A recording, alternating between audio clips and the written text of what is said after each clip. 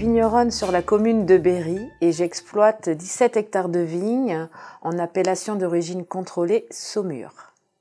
Voilà. Alors ce que je fais, c'est que je travaille la vigne et je vinifie le vin sur l'exploitation et je fais avant tout une vente directe aux particuliers. Le vin, c'est de la biochimie au final et c'est vrai que j'ai fait une formation en biochimie, j'ai une maîtrise de biochimie, puis après j'ai un DESS dans la gestion et l'économie du secteur agroalimentaire et j'ai pu l'appliquer effectivement surtout dans le vin et dans tout ce qui est gestion et commercialisation, sachant qu'avant je travaillais dans la brioche industrielle et donc là on utilise les mêmes levures, donc on a les mêmes contraintes aussi bien dans la panification que dans le vin avec les températures.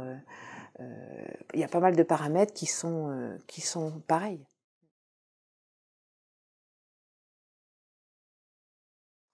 La dernière chose qu'on a fait ensemble, c'est, on en a fait plusieurs. Hein, une des dernières, c'est la replantation entre guillemets des amandiers, parce que il y en avait beaucoup à une époque dans le paysage viticole. Ils ont disparu, je pense, avec les remembrements, avec beaucoup de choses. Et là, on a mis en place cette replantation des amandiers. Dans un premier temps, sur le côté, quand on vient de Poitiers, sur le côté ouest, donc sur les communes Berry, Saint-Léger-Montbrier et tout. Et là, prochainement, on va le faire sur Sey, sur la commune de Sey, l'autre côté.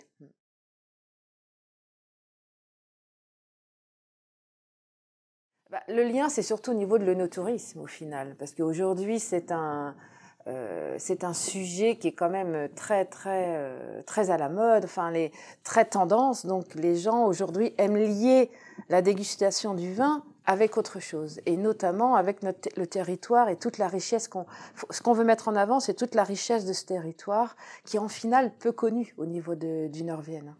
Du fait que je fais de l'appellation Saumur, j'ai un lien étroit avec le Saumurois et l'Anjou notamment, parce qu'en fin de compte, on fait des vins d'Anjou. Et Saumur est une sous-appellation de l'Anjou. Donc, effectivement, on a aussi une liaison importante avec le Saumurois, et c'est là qu'on voit un peu les différences qu'on peut avoir entre le Saumurois et le Laudunais, et le Nord-Poitou au final. En fait, on le vit plutôt bien, parce qu'aujourd'hui, les régions communiquent.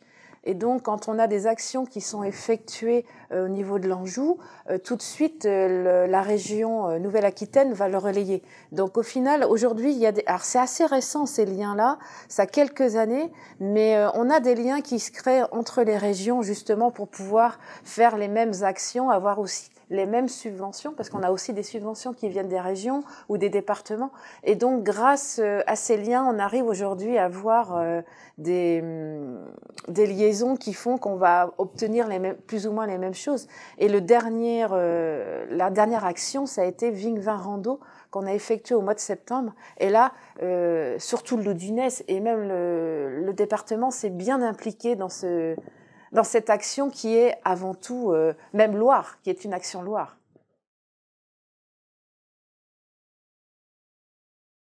Alors, les actions avec les écoles, c'est pour faire découvrir le métier. C'est important aujourd'hui de faire découvrir tous les métiers qui sont autour des enfants au final, parce qu'il y a des métiers. Alors, les enfants qui vivent effectivement à la campagne, on leur doit de leur faire découvrir les métiers de l'agriculture. Et donc, moi, je leur fais découvrir, surtout au moment des vendanges, parce que c'est ludique.